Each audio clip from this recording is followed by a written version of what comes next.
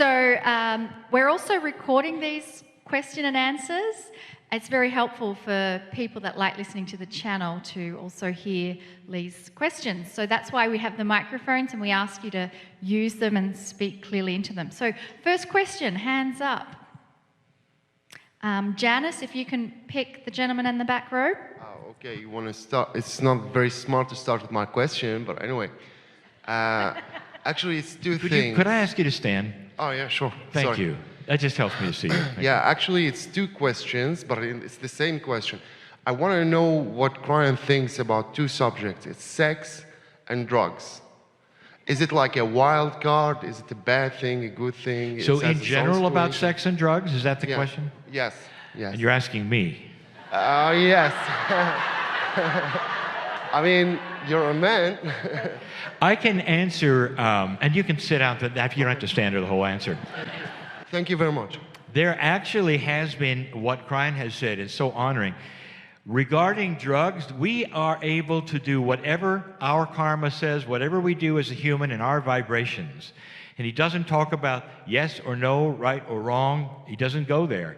We are free. Free choice means we can take ourselves right into the dumper if we want to, or we can take ourselves to the highest vibration. So he doesn't give advice like that. But when it comes to sex, that is not about drugs. That is about the human condition that we all would then know about. And he honors it in ways that the culture does not. And he says that this is sacred and that it should be treated as sacred. And it's some of the most beautiful experiences we can have when we teach it and we experience it in a sacred way. And I like that a lot. And so this is what, so he has mentioned it definitely. The other thing about procreation that I like that he says, he talks about, and it was the other crowd I talk about this, is talk about overpopulation. Isn't it interesting that the Aborigines could have been on their land and have been, with DNA testing we now know, for 50,000 years. That's 50,000. Doing what they do, looking like they are, and celebrating the land as they do. And the question once was given to them, well, if you've been around for 50,000 years, how do you control overpopulation? That's a good question. And they say, we know when to have children. It's the resources, the time is right. If we don't have the food, if it's not, we don't have them. That's pretty wise, don't you think? And Krein has actually faced off with crowds and said, most humans today in your civilization really don't understand how it happens. And that's what it looks like. Like, surprise, oh my God, I must have eaten a turnip, They had no idea, nothing I designed. And that's what it appears, because we just overpopulate and overpopulate, and it just goes and goes and goes and goes. So those are the two things that he said, but thank you for the question. And I just want to add, because it's really fun. Oh, now she's on stage. One more bit about the sex. When Cryon tells us about the hauntings of ghosts, it's because of the crystalline grid. It's the ultimate tape player that records human consciousness and action, and that hauntings can be real. In a house, you have someone coming down the steps, the door slams. And the fun thing is that Cryon says, if you want to get rid of a haunting, go into that room and make love. He actually said that. Exactly. And so, Lee, do you want to explain now why? No.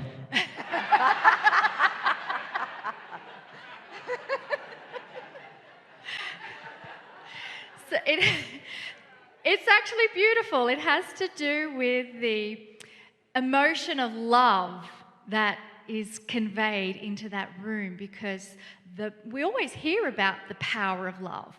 And this is a very practical example of how that power of love, and okay, you don't necessarily have to make love and do whoopee. You could probably go in there and just have a very uplifting, profound experience of love and compassion. And it's almost like a reboot of the energy. Exactly. And it clears it with love, and the haunting goes away, and all of these. Yeah. This is from Cryon. Yeah, so basically, make love wherever you go. Wherever you go. So, next question. Thank you. You liked that, didn't you? I would like to learn more about compassion, compassionate action, and the resources, the dates, and the recordings that can be provided. Thank you. I'm not really sure of the recordings. Compassionate Action actually had a whole series, I think. Monica, was that the Kundalini series that he talked more about that than... Because I'll answer her question It's in a moment. scattered throughout the channelings Yeah. of compassion, but also when we were in Italy, we did the Italy Compassion Tour. You're right. And so there were many things. That was just last year, or was it this year? Oh my gosh, I'm losing track of the dates. Last year. But compassion has been mentioned in many channels. But where it differs from 2012 is that now we're being asked to do compassionate action. Which is what she's asking about that's different. And so, how would you define compassionate action? And I guess then- that's the question. It's a good question because it's a new concept. Going from being compassionate to having compassionate action is what Krein says. When you look at something or someone or a condition, or whether it's individual or whether it's worldwide or whether it's for a group, Krein says we are compassionate people. And in an older energy, that compassion does a lot.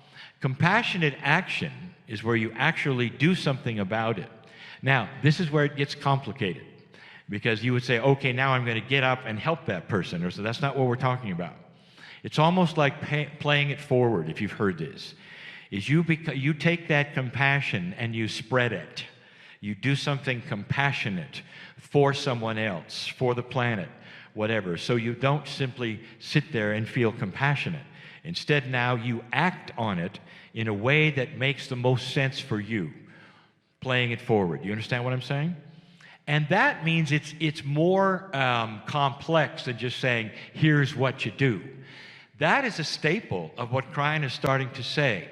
And that is, these are individual decisions of light workers and old souls we're being asked to do instead of a generic list. If something happens, you do this. You face north and say this or whatever.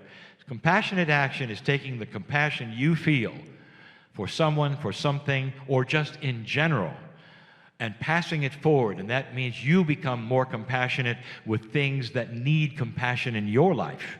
That's compassionate action. So it is, as I say, it's a new kind of a concept, and Krein says you need to understand that compassion is something that is going to be part of the evolution of consciousness, and we need to practice it more. That's compassionate action.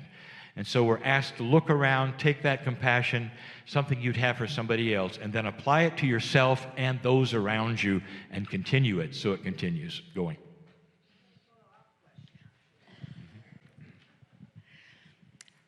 Is it in relation to the topic? Yeah, okay, so. She can do that because it's in relation to the Thank topic. you. How to practice compassion and compassionate action towards people who really rock our boat, who get on our nerves. I mean, I sometimes don't even know how to find the feeling in my tough. heart. It's just really, really tough. And it's the toughest is with family.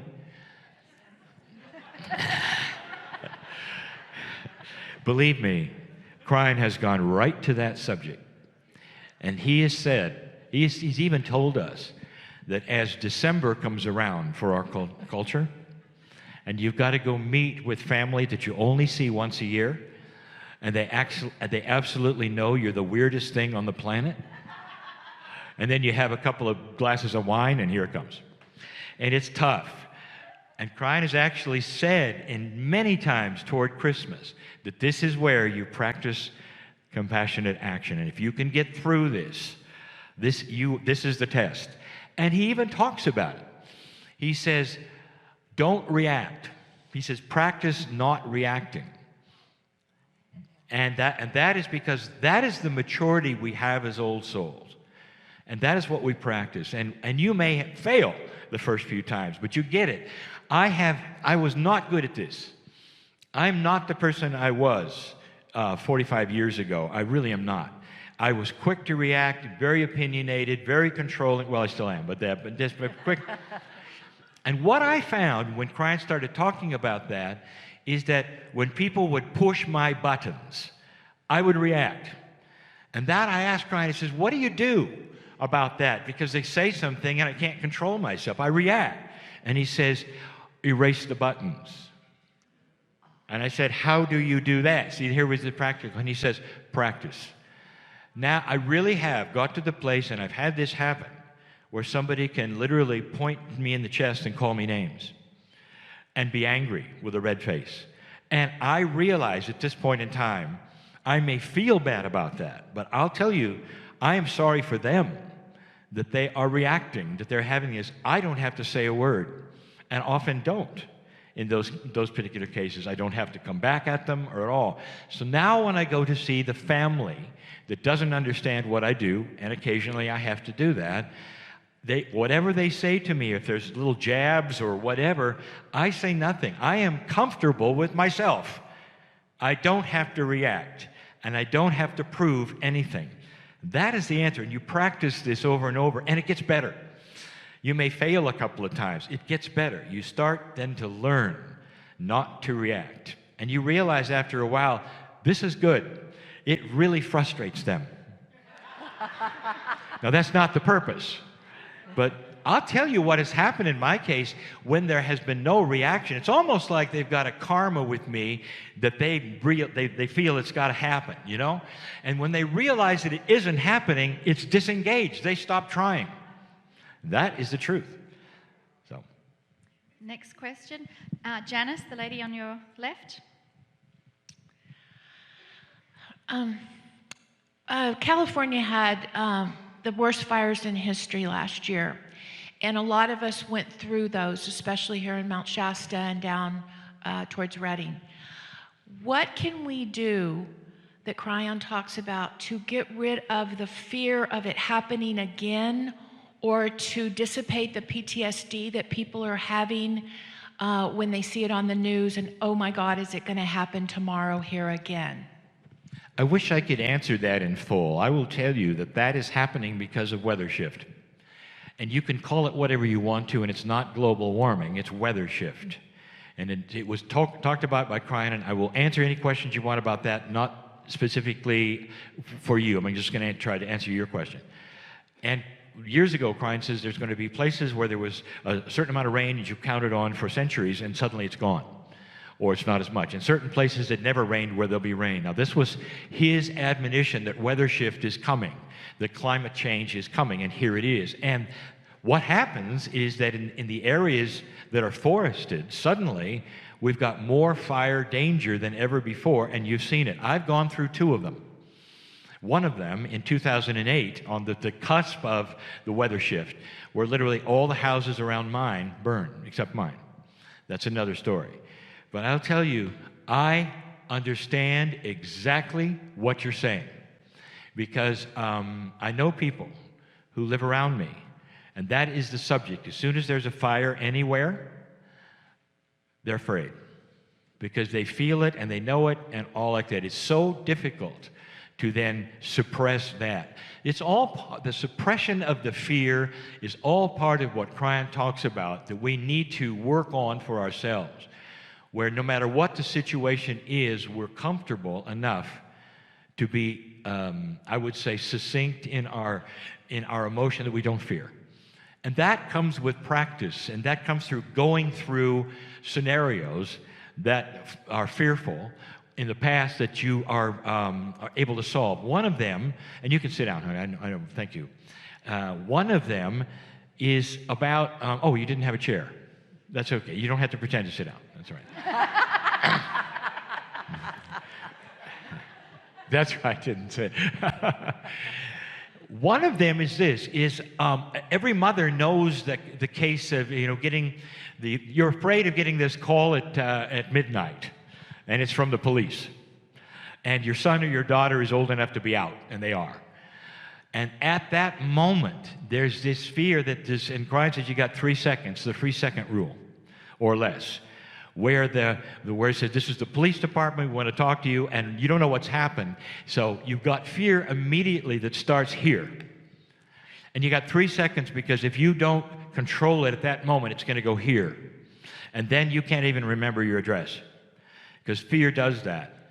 And Kryon has given instructions on how we can suppress fear And it's not just meditation. It really is practicing being comfortable and mature in yourself so that when you see it coming, you actually can say, sometimes I say, you're not going to get me this time. Get in the back seat. I've had this even in travel, where I knew I had to be from A to B, and I had to be there because there was another C to D flight. And I had to because I had big crowds waiting for me, and then one is canceled. You know that for me is like fire. And that's my survival, that's my living, that's people waiting, and I'll have that fear. I can feel it starting here in the tummy. And before it ever gets up there, I have a mantra: get in the back seat. And that's work. That's a talking to my brain, to my cells, and everything. So I want people who are afraid of these kinds of things, number one, to realize you don't have to have the fear about it. There's ways of suppressing it. But number two, it's here. And you should look around. And there's ways that you can suppress the brush and all of these things. Monica actually has had training in this. We've got to think differently than we ever did before if you're living in the forest, about what's near you, what you can do, evacuation plans. All of these things are necessary where they may not have been for the last 50 years. Yeah, I love that answer about you control your fear with your consciousness.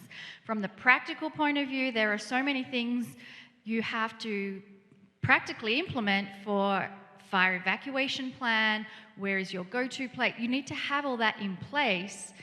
And I'm sure contacting the local fire authorities, they would have the advice to give you on how to trim your trees, how to prepare your lawn, how to prepare. So there's the preparedness. How to evacuate physical. your animals quickly. Yeah, you want to That's the have you need to have a plan, and you need to practice it so that it just doesn't happen on the day. There's a gentleman with a yellow top on, Janice. If you can give him the microphone, he may have things to contribute.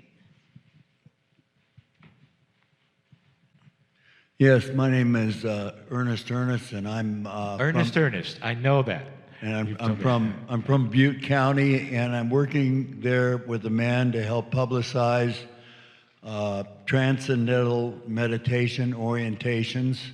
He does the orientations on Thursdays in Paradise at 14, Chico at 14 Hillary Lane, and there's a phone number you can call to get in touch with him.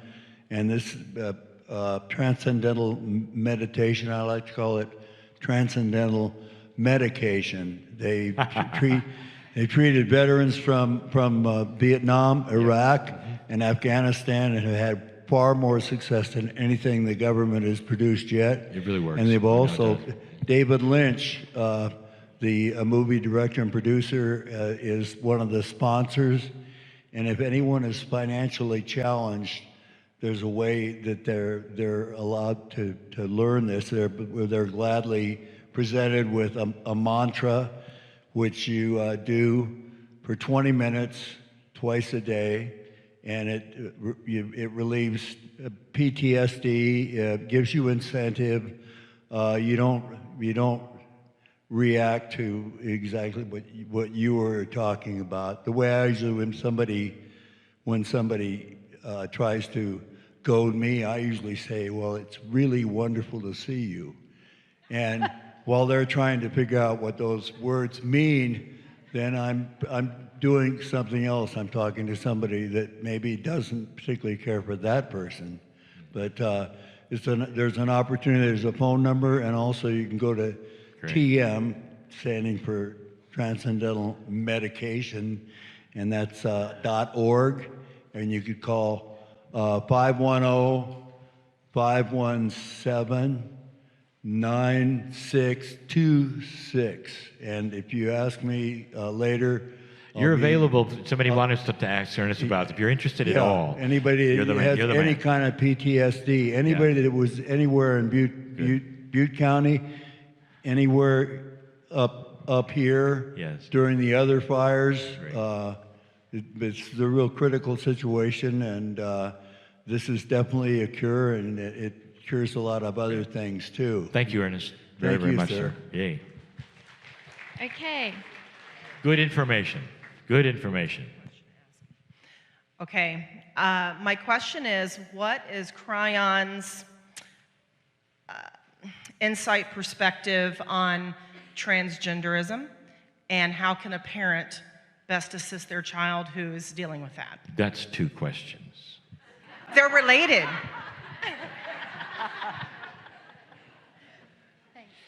This gets into a whole other subject. Let's start at the beginning, or maybe at the end. There's no judgment.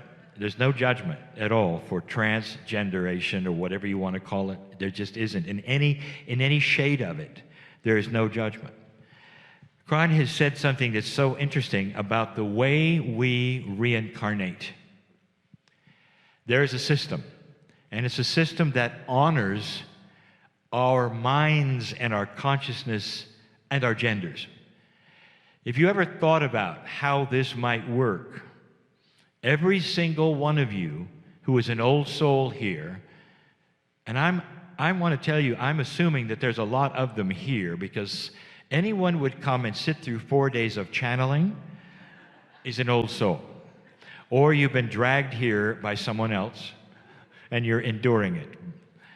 But the old souls, that's who I'm going to talk to right now. All of you have been both genders. Are you aware of that? Even though some will deny it, will say that couldn't be. That's just, I cannot think of myself as the other one. You were. The system that Cryon talks about is so honoring. When you live as a woman or as a man, and you live your entire lifetime, when you have a situation where you're going to come back again, Cryon says the odds are that you will be the same gender lifetime after lifetime after lifetime for at least maybe 7 or 8 lifetimes, and then you change. And that's to honor the fact that when you awaken again, you start to remember, oh, I remember this, I remember how this feels, I've been a woman before, and there's no struggle then with your brain or your mind or your consciousness or your Akash or anything else to fit into the new body. And so we all have this. That's a real honoring. When I first heard that, I'd never even considered how that might work. And I loved it, because this is the way Spirit works with us, to make it gentle as possible. But when the time comes for a gender shift, Cryon says that is a struggle. And the first lifetime at the gender shift point is often difficult, because you awaken with the brain and the remembering of what was, and you have another gender as you look down. And then, Cryon has said, and many of those are then what we call gay. Then he said up to 10% of the population of the planet is always gay, because of that switch. And that lifetime and even the next one sometimes is so difficult. Now, in this day and age, suddenly we have the science to do something about it. And they do. And there's no judgment at all about that which you decide that you want to do to make that consciousness of yours feel better about a gender shift, perhaps that you are now going through, that you hadn't had in 10 lifetimes before. Does that make sense? And the other thing, old souls, that I want to tell you is that that means all of us have been gay. Thank you very much.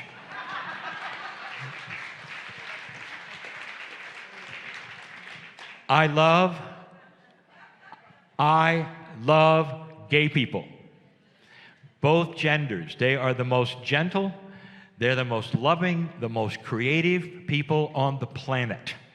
And that's why there's so many artists and so many musicians and all of these, so many dancers that are in that crack where they do so many things so well. Now you know. That's an honoring as well, if you think about it. So I may not have answered the question exactly. Now, what does a parent do about it? Honor it. Honor it and say, if this is what's going to make you feel comfortable, do it, and I love you anyway. I'm always going to love you, no matter whether you have long hair or short hair or whatever you do. You're you, and you're my baby.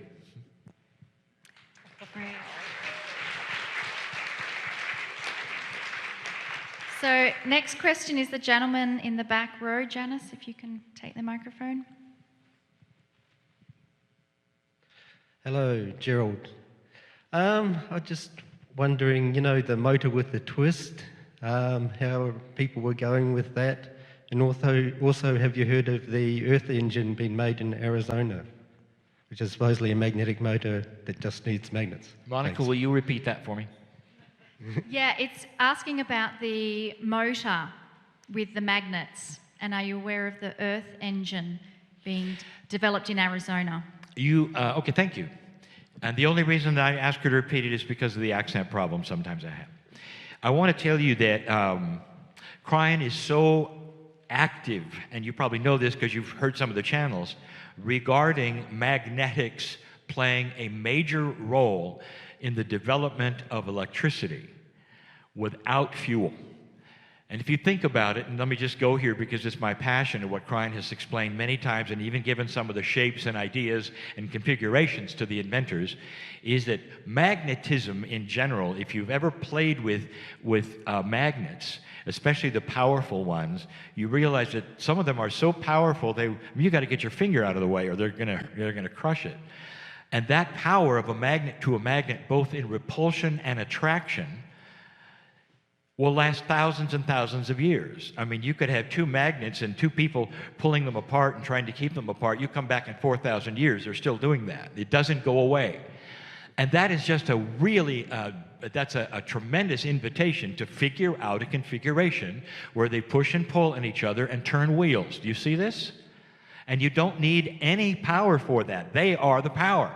We don't understand really much about magnetism other than what creates it at the atomic level. And Cryan has always said this is the secret of new electricity production, both micro and macro. He even says all of the devices that you carry right now, expect someday batteries are gone, because there will be little microelectric motors in all of them. We call them motors, but they're almost too small for you to realize. You can't even see them or hear them, and they're in there doing trickle charges to your phones or whatever you're carrying. And that will, you'll never have to plug them into the wall. They just sustain themselves. And if you can look at that, he says, you're going to have the same thing in cars. No batteries. He said, this is coming. Now, the second part of it, I have not heard specifically of the Earth engine. And that is on purpose as well, because all of these things that Cryan gives, he's giving out to inventors. They don't have to come back. We don't have to have a report, because it's information that's going out. And what Cryan says, if it works, there are those who will fund it. And so if that works, it'll be funded and you're going to see it. What I do see over and over and over, and I still don't understand it, is people who want to come to me and say, I have this. Desalinization of water is the other one, he says. Even using robotics and magnetics, pass through real-time desalinization of water without heat and without storage. In and out. Goes in salty, out clean. And he says that is not only possible, he says there are those doing it. But people will come and say, well, I've got that already. And I'll say, can you show it to me? And they'll say, well, not exactly. Then there'll be a lineage of why they can't or won't. They're afraid it'll be taken by the government. They're sequestering it for this. Or it doesn't work exactly as they said. I just say, just wipe away. It's got to work. And if it does, there are those who will fund it, and I know it because I've seen it. If you really want to see what I'm talking about, tune into YouTube and go to Billions in Change. Now, that's a 40-minute presentation of a man who developed the 5-hour energy drink. That's not probably the most enlightened thing that he could have invented. And that's at the very service stage, a 5-hour energy drink. And it made him a billionaire, and he'd never had that kind of money before, and so he decided in his consciousness he would do something about it, and he stands ready to fund anything that works like that, especially energy production and desalinization. And he's got billions of dollars. And I steer everybody to him. So you say, have I heard of this? No, whatever that is, does that man know that he could have it funded and this could help the human race? That's where I stand on all of these. And I'm working with actually two people who get these ideas to inventors, and one group I know listens to Cryon all the time. And that's the inventor group that I've been crying. It's public. It said, if you're having trouble with the configuration of this magnetic engine of push and pull, start experimenting with Mobius strips. And this is, if you know what that is, then you'll understand. If you don't, it's not worth talking about it. But now here's Cryon giving hints about the actual shape and configuration of what's coming. And that's going to change everything. And do you know why this is important? You're going to have to ask, one of you is going to have to ask the question about what's going to happen to our electric grid and why.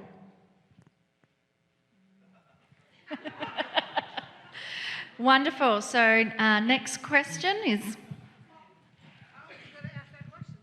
Oh, there you go. Her question's answered. Hello, Lee. I would like to know your perspective and Cryon on the role of the Galactic Federation, upcoming future role. Is it going to continue to be spiritual and energetic, or are we going to see a physical role in our society? We're going to see both. The Galactic Federation, thank you, is a metaphor, in my opinion, for intelligent life in the galaxy who knows we're here. And there's a lot.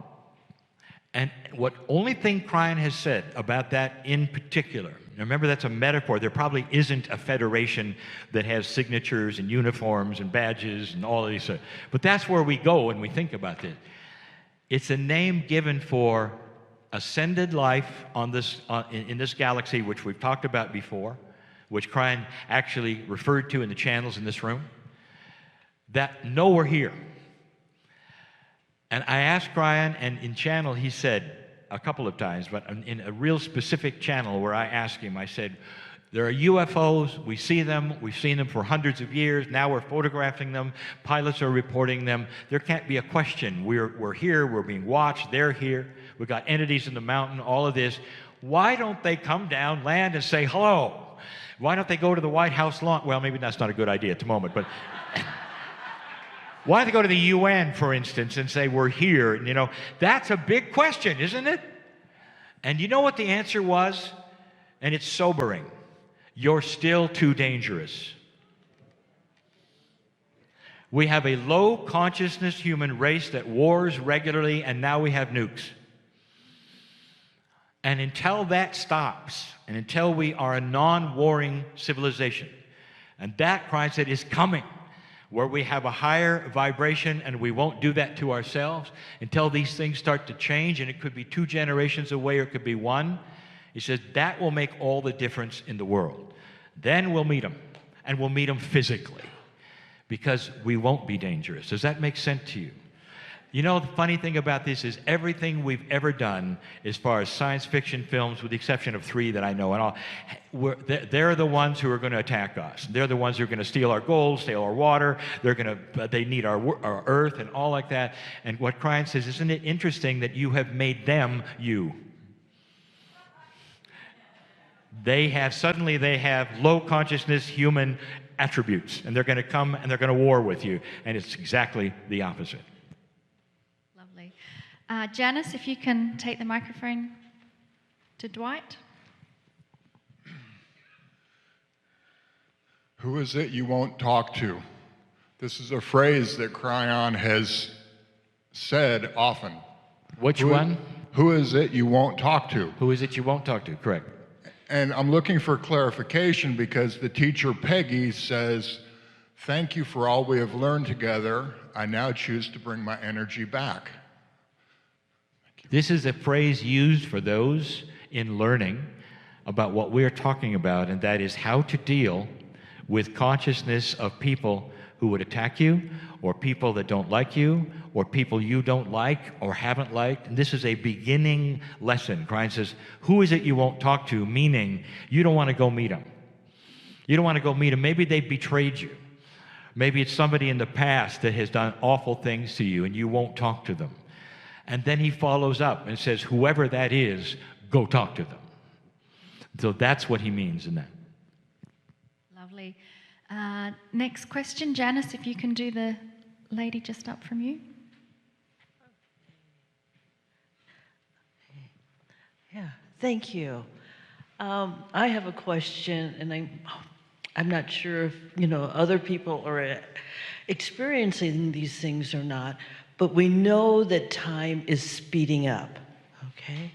And we're on this linear thing here on Earth, but I'm now seeing layerings showing that things are all happening at the same time. Can you explain what is going on and what to expect? I think you've actually answered it in your question. And that is this, first of all, let's establish a base point. Time is speeding up. Now, that used to be something that only those who are aging would say. Because as you get older, the sense you would have of the time starts to compress. What we're finding out is that young people are also saying the same thing. It just seems that the clock stays the same. It'll say it'll click over in the days and the months and the years, but the perception we have is that things are going faster. Now, psychologists will add to that, well, you've got so much stimulus and there's so many things to do that when you're busy, the time seems to go faster. But even those who have very little to do are starting to report the same thing. So what my standpoint from where I sit is I am seeing exactly what you said, that there is a perception, especially with old souls, that time is speeding up. Now, I could get scientific and talk to you about fractal time like Greg Braden does, and I can also say, isn't it interesting that one of our greatest scientists proved that time is variable? Did you know that Einstein is the one who gave us what we call the fourth dimension? There's height, width, depth, that's 3D, and there's time. And time became the fourth dimension as soon as he proved that it was variable. And what made time go faster or slower? And it was the speed that we went. Is it possible that the vibration of consciousness itself has sped up time? And so I am on board with this potential. The time may be relative and different for planets because of the vibration that they have. Suddenly, you're in a really strange bag, and that is, what if you go to another planet and and their time was completely different in how it felt? Same clock, same everything, and yet how it was actually going faster because we were vibrating higher. So that is that first part. The second part of your question, I'm trying to remember, was it what do we do or how do we? Go ahead, because I know there was a second. Oh, it's the layering of things that have happened, and we think it's in our past, but they're all coming together. Yes, the now effect. That was right. Thank you. Yeah. So, yeah, and then now, remember what well, you weren't here for some of the other channels, but if you catch up on the channels, Krein has talked about a time that, a perception where our, no matter how old we are, how many lifetimes we had, that it all will eventually come together and seem like it is now. Now that's for a reason. Number one, as an ascended human being, that is one who is ascending in evolution of consciousness, we are having the ability to take our Akashic record and suppress the negative. Did anybody understand what I'm saying? So eventually, Akashic record and the readers and all are dealing mostly with old energy Akashic stuff. You died because of this. You had something happen because of this in a past life, and you're going to a reader or a helper to help you negate that so you can move forward without being afraid of water if you died. That's so common. What if it were the opposite? What if we reach a level where instead we are looking at the best things that ever happened to us, the most wisdom we ever had? And Christ said, that will come about and it'll seem like yesterday or even today, and you will need that for the wisdom that you're going to have in the now to take everything that ever happened that you learned that was good, apply it to your lives, and move forward as an ascended human. Does that make sense? So you realize that the whole perception of time for an old soul has to change and will change, and especially in what you're talking about. and the past. But don't consider the past the way we do now. It's not a negative past. It's going to be a past that's filled with wisdom, learning, and things that were good. And that's what you bring forward in this lifetime. And Krein is always, can I just say, one of the things, I have an evolution presentation. One of the things he says is that so many of you, as old souls and light workers, are saying the same thing. Right now, you're saying, I'll never come back. I don't have to come back. This is my last time. This really is my last time. I'm tired.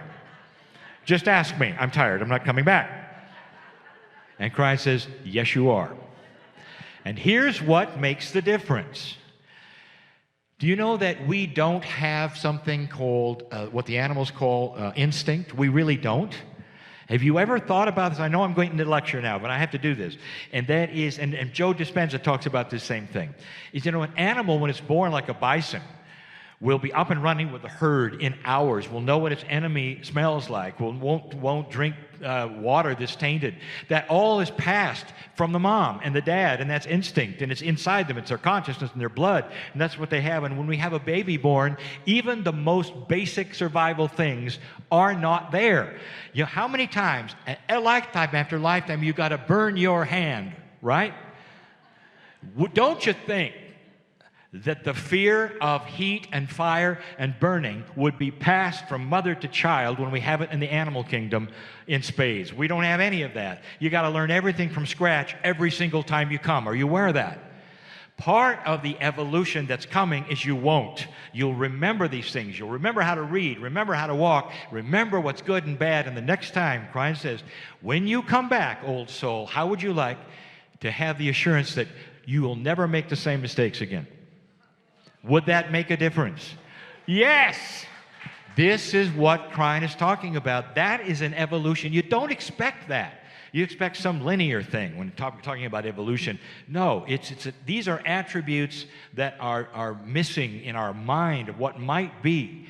We need old souls to return and come in clean, knowing, wise, and continue. And that is going to be the secret of peace on earth. We're going to first, have you ever noticed how generation learn nothing from war? Honestly, you would think that we would have that ingrained in our innate, the horror of war, and yet we continue to think that is a solution. And one generation will do it and pass, and the kids will grow up and do it again, because there's no pass-through.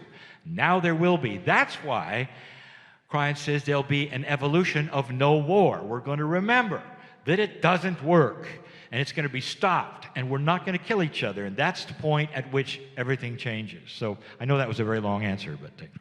Great. Next question. Hi. That sort of ties into the question I had. What does Krein say? Where are you? I'm right here. I know you're right there, but I can't see you.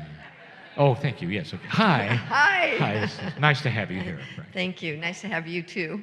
What does Krein say about how we can both personally and thus as humanity expand our awareness and consciousness to be able to really get through that veil? What is the single thing to do? It sounds trite.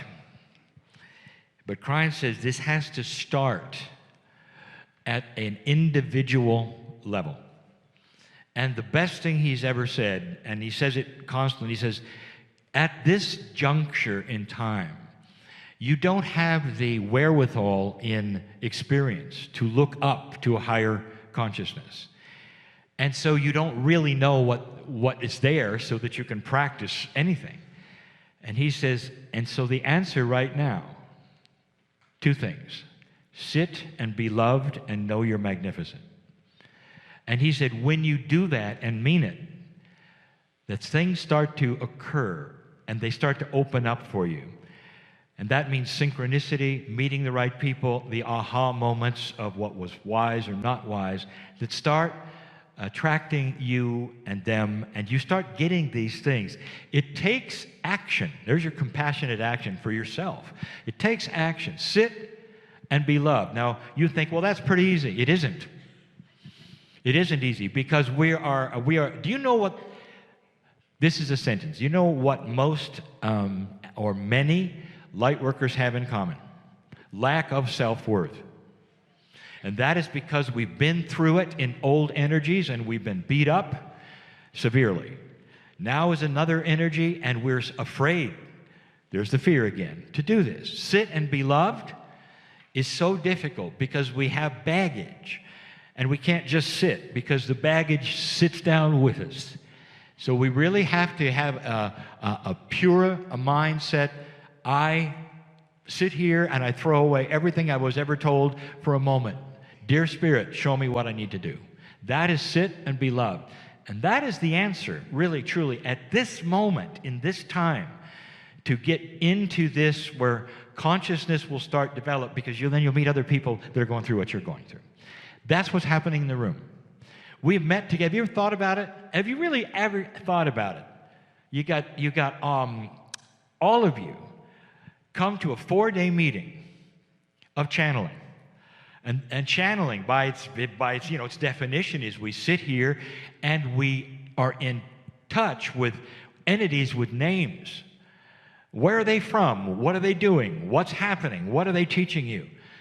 And none of these things are bothering you because when they come in, all you do is you feel the understanding, the love, and the compassion. And they don't tell you to change your life or to want your money or any of these things. And that's what other people think is going on in this room. You're a cult. You knew that, didn't you? And that's, of course, what I've been accused as well. Nobody has the understanding of what's going on here. Are you aware? I was asked to leave France. I cannot go to France and present. Now, if you're French or your government and you're listening to this recording, if we put it on the air, check it out. You have got laws that you don't want anybody there who's going to upset the apple cart. And what happened is when I went, I upset the apple cart. We had 2,500 people in Paris. We had 3,000 people in Lyon. No, not in Lyon, in Metz. I had 1,000 people in Lyon. And the government saw it. And when they came and when they checked it out, they saw that I wasn't asking them to join anything. There was no prophet. There was no book. There was no religion. And we were not asking them to donate. There wasn't a class that they were supposed to go to. There was no subscriptions we were asking to. We just went and channeled, and thousands showed up. So the government decided that there was an energy we were doing something to them that they couldn't figure out. Please don't come back. Now, if you're the French government and you heard this, you should be ashamed. I'm sorry, but you're the only country I can't go to. Maybe you ought to take a look at your laws here and see whether you're suppressing your own evolution. Because there's a whole lot of people in France that have crying books. That was one of the most popular languages before we were thrown out. So, did I get to the answer? Sometimes I go a little bit too far. Janice, if you can take the lady with her hand. Yeah. Thank you. My name's Blissa. My question is around the Merkaba or Merkaba. I was leading meditations 2 in a row, one day and then the next day. And the first day I felt and saw and conceptualized a geometric shape quite large around me. And then the second day I went ahead and cued it for the group. And then later, there was a question as to what exactly the Merkaba was. And I really have only heard Cryon speaking of it, but I know there's lots of information scattered throughout the channelings. But she also, that woman, felt the geometric shape around her. And it was like, I can sense it now. And I know also that it's how we can clear the room rather than smudging, even if we like that I'll tell ceremony. you what you're talking about. You're going to go ahead and thank you. Thank you. There are several aspects of this, and I want to just be clear. Cryon has defined the Merkaba as for us in the simple terms as your multidimensional sacred energy bubble. Everybody has one, and it is, if I got this right, Monica, was it 8 meters wide? That's about 26 feet. That's enormous. Have you ever gone into a movie theater and sat next to somebody that you didn't know and moved because you felt something? Every time you're all sitting in each other's Merkabas. Now, I want to come back to it in just a moment, because the patterning that she saw or that you've seen or whatever, right on, because what Krein has also said. But I can't help but tell you that part of the study that HeartMath Institute has done regarding coherence, I am positive that it has to do with interlacing Merkabas. Now, you're about to meet Shamir, who is a HeartMath Institute trainee. He's been trained. And we create and we can measure scientifically coherence in groups. And you start to see where one starts to be in coherence, and then you can see the chart happening when more and more come into coherence. Now, that's something you should ask him. What is coherence when it comes to what HeartMath is talking about? I've always felt that our Merkaba is, as we start to change ours, others feel it.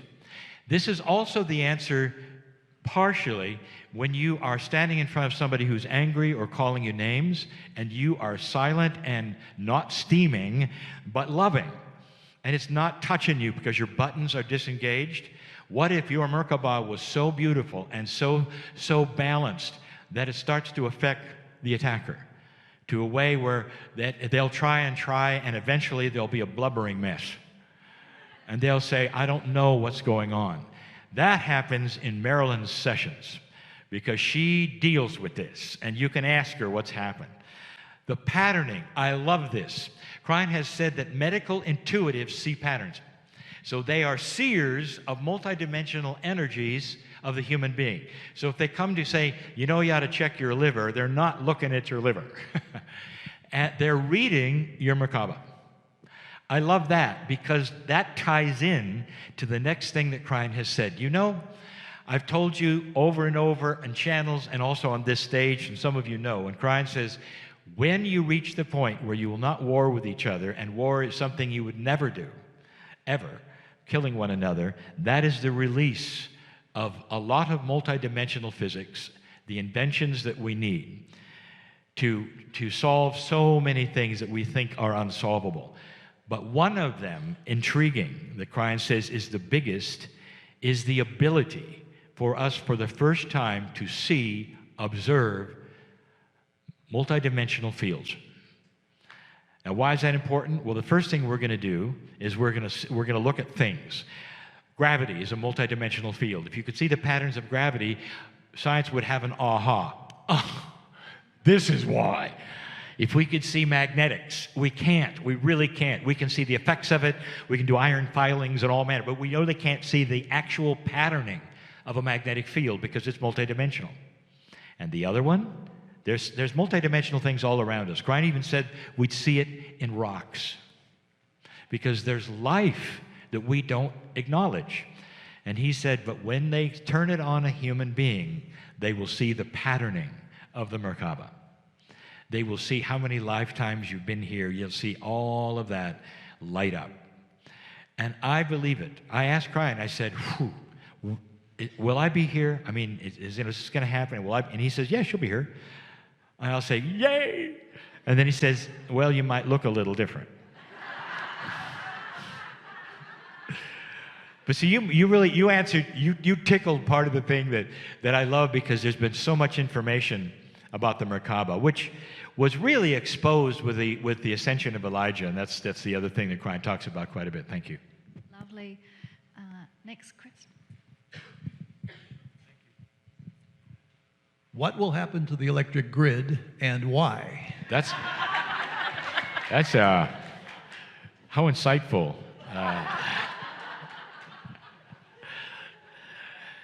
I don't want to bore you with Cryon 101. Winter is coming. We have a cycle which we are on the cusp of right now. You'll know it's here for sure, and in 15 years, there's no question. Maybe 13 by now. It's a cycle that has happened and will continue to happen on this planet. It's a slow cycle, and it's a cycle of cold and hot. It's a cycle that Krein has even called the water cycle, because if the water melts, the water freezes, the water melts, the water freezes, ocean levels go up, they go down, glaciers come and go. And you can see the cycle very, very clearly when you study ice cores, tree rings, and the meteorologists know this. What has happened just lately and is starting to diminish is the idea of global warming, that the cycle of the planet that you're seeing is our fault. And Krein says it is not our fault. The meteorologists who start studying the cycle saying it would have happened anyway.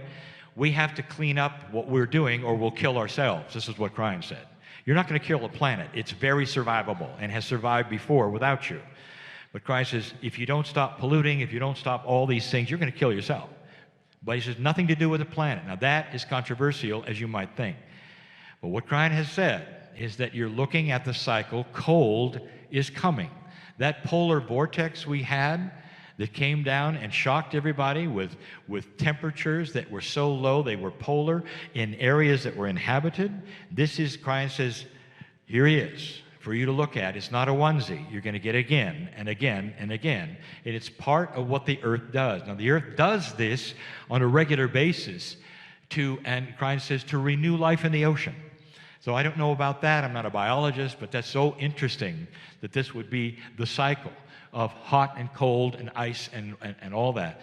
But what it means to us right now is that a centralized electric grid system will not sustain what is coming in cold areas. It'll break. It just cannot survive, because you're going to need to double it or even triple it to make enough heat, all of these things that we're going to need in the colder areas of the world. In our country and in Canada, that would be the upper portions, which now have winters which are notable. They may have only 3 months of no winter. They may have a time when snow never melts. This is what we're looking at. And Krein says, you could doubt this, but here it comes. You'll know it's true. Now, some have had the worst winters they've ever had. We now know about droughts and things that are happening in odd places that never happened before. I'm from San Diego, California. We get almost no rain. I forgot what the average is. It's a desert area. I'll tell you, it's raining a lot. And that's the first time I've ever seen this in my life. Everything is green. I've never seen everything green in San Diego. It's a desert. This is a redistribution of where it rains, where it doesn't rain, hot and cold. Krein says this is coming. So our grid system, especially in the north, will not survive. And that is why Krein has said we are talking about specific electric generation that would be house-specific and neighbor-specific. You're off the grid. Now, they could be built and serviced by the electric companies. And if the electric companies are smart, they'll see this coming and get into that business. But you won't be on a grid. So if there won't be failure where everybody gets their electricity shut off in a time where they really need it or they'll die. And this has happened. We watched this happen in Montreal. I've seen this where they had an unusual, horrible winter, and they had freezing rain and ice storm. And of course, when freezing rain and ice storm will go onto the wires, and the telephone poles will fall over, and the grid system will fail, and it did. There were shut-ins who died because they couldn't even get out. The snow was too high. It's a horror story. And so we've seen it, and we know what's there. And that, Krein says, will happen. It's going to happen in Minneapolis. It's going to happen in North Dakota. It's going to happen in Canada, especially Upper Canada in the east. And he says, just get ready for it. Get off the grid. Then he tells people in those areas, get a wood-burning stove. It's illegal to use it, but it's not illegal to own it. Call it an antique. Get one and be ready so that in case your electricity goes down and you can't get out for a week, you'll have wood to burn and you'll survive. And so this sounds pretty crazy right now, but every single year we're getting closer to seeing the reality of it. This year we saw the polar vortex, and when it happened, I said, this is what Krein was talking about, and it's not going to be the first time. So that is the concern that Krein is giving us. He's saying, you've never seen this cycle before because it's a long one. You didn't have a civilization that was recording things the last time it happened. You were just, you were here, but you didn't have television and electricity and all these things. The ice cores talk about it. And they show the duration, 1700 years kind of a thing. Here it is again. So, of course, this is controversial, and there are people who take me to task constantly for this. And what I say is, I got time. Talk to me in 10 years. It's coming. that answer the question? Okay, so So, how soon is it coming? It's okay, let's talk about that, because although I feel like I just answered it, I'm going to do it again. It has been on us now since the first mention of global warming. Because when the Earth started to warm up and we saw the reefs starting to die, we all thought it was our fault and the pollution was there, and that's what's causing it. Now we're realizing, some of the meteorologists are realizing it's a cycle. So it really is here, and it's slow. Aren't you glad it's slow? And so within, Christ says, 13 to 15 years, his description is, you'll know I'm right. So by then, you'll see it as an actual thing, because the winters are longer and all, and you get time to prepare for it. I think, honestly, for the center of it, the worst of it, and Krein has mentioned to me 30, 25, something like that. It's a generational thing. And how long? The next question is, how long are you going to have it? And the answer is, you don't want to know, because it might last for 20 years. If you're ready, it won't be a biggie. The other thing, let me mention Montreal again, is that when you go downtown, Montreal, there's other cities too, almost all of the buildings you can get to underground. There's tunnels, so in the wintertime, you can get to work, you can go to the store, you can go visit people, you can do everything, all in tunnels underground, because they've prepared for this, because this gets very cold there, up in Quebec City especially. So the infrastructure that we develop with the way we create electricity, with the tunnels thing, we're going to be fine. But we just have to do it. We have to understand it. We're smart enough, so it's not going to kill us if we're ready. But Krein says, be ready, because here it comes, and very few are paying attention to cold is coming when we've been told we're in global warming. Can I tell you what Greg Braden's research has given? I use this name all the time. Greg, if you're listening to this or you hear about it, excuse me for using your name so much. But I attended one of his programs where he agrees with me. He agrees with the channeling because of the science that he has researched, including the ice cores. Ice cores, you drill down in the ice that's been there for hundreds and hundreds of years, and there's layers in the ice that will tell you what the atmosphere was like, the temperature was like. You realize that? And so he has a picture, and he showed the various ice layers that they were looking at that document this particular cycle. And what he said is it was so unusual that right before the cycle, there's always a warming. And that's what we're into. And so it looks like one thing, but it's going to be another. And you will say, well, how can everybody be so stupid? Because we've never seen it before. We leap to the conclusion that we caused it because we're polluting so much. And Krein says, again, what you've caused is really unhealthy stuff for you, but the planet's going to survive. Thank you very much. And here comes the cycle. Great. This has to be the last question because we'll be out of time. Okay, I have a very enthusiastic arm here. All right, okay, this is a little heavy. Humans have free choice, and it's been said that there's no judgment. I would like to understand and, get informed. You're asking about free choice? No. My question is, what happens to suicides? Suicides, okay. I'll tell you the truth, and you're not going to like it. Okay. Some of us on the other side of the veil come in to be unbalanced and commit suicide. Why? It's for the people around us to learn a lesson. Sometimes it kicks them in the butt so hard that they'll actually go to zero and end up coming to a place like this. Do you understand? And so there's no dishonor from spirit in suicide. Sometimes it is actually ingrained in a person to come in unbalanced, and they might or might not go in that direction. The people that we have worked with, especially mothers who have had their children commit suicide, have changed those mothers' lives so radically, and we only are seeing it because they're coming to places like this. They have peace. They understand, and it's changed who they are, what they do, and how they think about life. It's remarkable. And you say, I've said this to at least 2 mothers, what would have happened if she or he had not committed suicide, you wouldn't have started this project. These people wouldn't have been affected. In other words, there's an entire lineage, or the books that were written because of it, and the people that were helped, maybe hundreds, maybe even thousands, because of that one action by one person. Do you see where I'm going with this? And that is not that's not the answer you expected. Horror is awful, but that's it. We are really out of time. I'm sorry.